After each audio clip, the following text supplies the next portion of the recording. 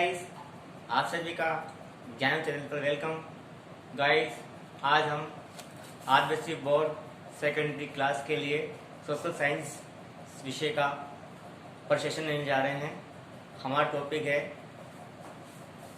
स्वर्णिम भारत, प्रारंभ से 1206 ईस्वी तक का इतिहास। स्वर्णिम भारत से तात्पर्य है प्राचीन भारत का जो समय था, सिंधुघाटी सभ्यता, वैदिक सभ्यता, रामायण और महाभारत सभ्यता के समय का जो इतिहास है उसे स्वर्णिम भारत के इतिहास के नाम से जाना जाता है। इस समय भारत शिक्षा के क्षेत्र में विश्व गुरु था। विश्व के अनेक देशों से भारत में विद्यार्थी शिक्षा अध्ययन करने के लिए आते थे। इस समय भारत में तक्षशिला विश्वविद्यालय, नालंदा विश्वविद्यालय, विक्रमशिला आदि विश्व स्तरीय विश्वविद्यालय थे, जहां पर विदेशों से हजारों विद्यार्थी पढ़ने आते थे। इस कारण भारत को विश्व गुरु कहा जाता था। इसके अलावा भारत में मौर्य वंश और गुप्त वंश के समय भारत का व्यापार न केवल भारत में, भारत के बाहर भी पश्चिमी एशिया, यूरोप तक होता था और भारत का व्यापार दक्षिणी पूर्वी एशिया और ऑस्ट्रेलिया के साथ भी होता था। भारत के बाहर जो देश कहलाते उसे द्वीपांतर कहते थे। इसलिए भारत का जो इतिहास, इस समय का इतिहास स्वर्णिम भारत के इतिहास के नाम से जाना जाता है। हमारे कोर्स में सबसे पहले जो आ रहा है वो है महाजनपद काल। महाजनपद काल से हमारे इतिहास से हमारे स्टार्ट शुरू हुआ कि महाजनपद है क्या, किस समय को महाजनपद काल कहते हैं। स्टूडेंट, भारत इतिहास में 600 बीसी ईसा पूर्व से 325 बीसी ईसा पूर्व तक का समय भारत इतिहास में महाजनपद काल के नाम से जाना जाता है। स्टूडेंट्स, बौद्ध ग्रंथ अंगुत्तर निकाय में 16 महाजनपदों का वर्णन है। इस समय भारत में 16 महाजनपद थे। ये महाजनपद जनपद से बने हैं। जनपद क्या होता है?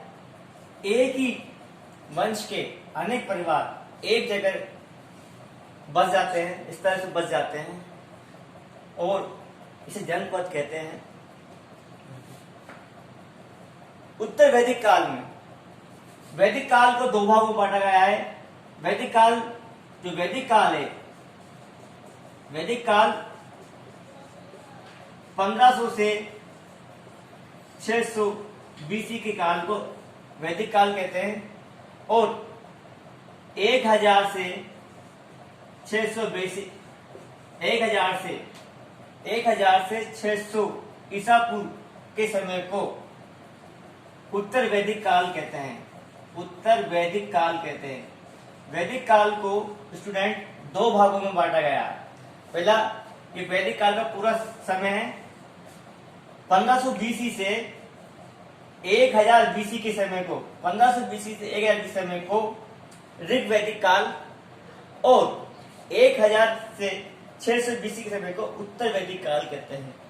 तो उत्तर वैदिक काल में ही भारत में जनपद महाजनपद के रूप में परिणत हुए। इसका कारण क्या था? क्योंकि उत्तर वैदिक काल में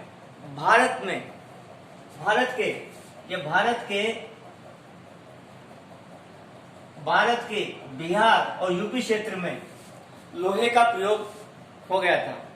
लोहे के प्रयोग से खेती में, व्यापार वाणिज्य में विकास हुआ।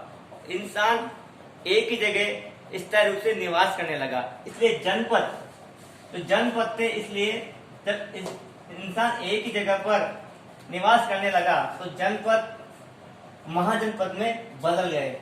जैसा कि मैंने बताया कि अंगुत्तर निकाय के अनुसार भारत में 16 महाजनपद थे। 16 महाजनपद में भी जनपद दो तरह के थे, एक राजतंत्रात्मक जनपद, दूसरे गणतंत्रात्मक जनपद।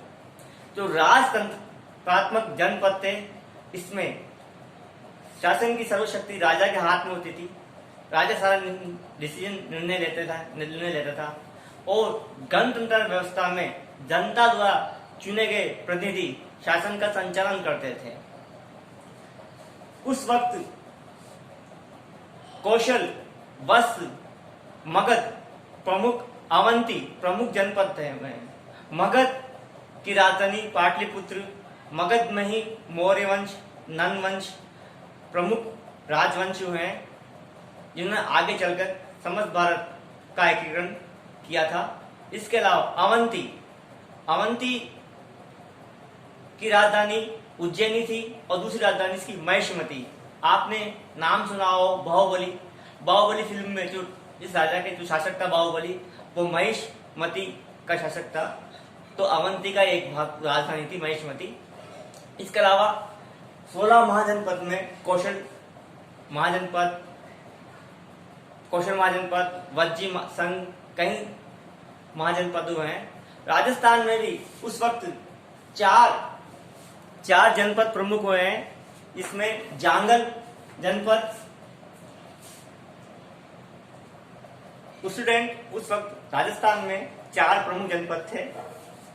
जांगल जनपद ये जोधपुर बीकानेर क्षेत्र में स्थित है। इसकी राजधानी अहिच्छत्रपुर थी। स्टूडेंट्स, कुछ चैनल बीच डिस्टर्बेंस आ रहा, मैं कैरी ऑन करता हूँ। राजस्थान में 4 जनपद मुख्य थे। इसमें जांगल जनपद जो जोधपुर और बीकानेर क्षेत्र में स्थित था, इसकी राजधानी अहिच्छत्रपुर वर्तमान में नागौर जिला इसके अंतर्गत आता है। और बीकानेर के शासक को जालंधर बादशाह भी कहते हैं।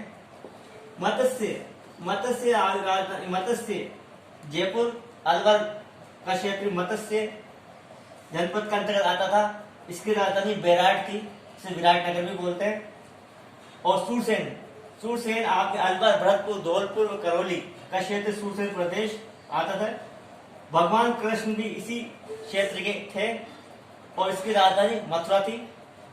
शिव जनपद की बात करता हूँ। शिव जनपद राजस्थान के चित्तौड़गढ़ जिले में आता है। शिव जनपद, इसमें राजस्थान के 4 जनपद मुख्य हैं, जांगल जनपद, मत्स्य, सूरसेन, शिवी।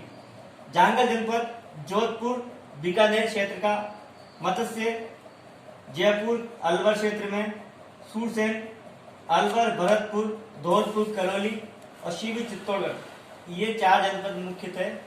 अब हम बात करेंगे इन जनपद के बाद मौर्य वंश की बात करेंगे। मौर्य वंश की स्थापना आचार्य चाणक्य की सहायता से चंद्रगुप्त मौर्य ने 322 बीसी में की थी।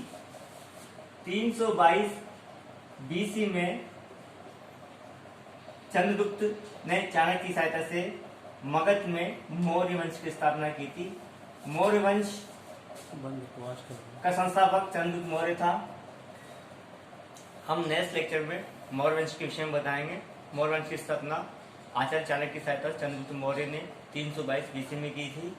इसके जो अन्य प्रतापी शासक है, बिंदुसार, अशोक आदि है वो हैं, इनके बारे में हम नेक्स्ट सेशन में। धन्यवाद।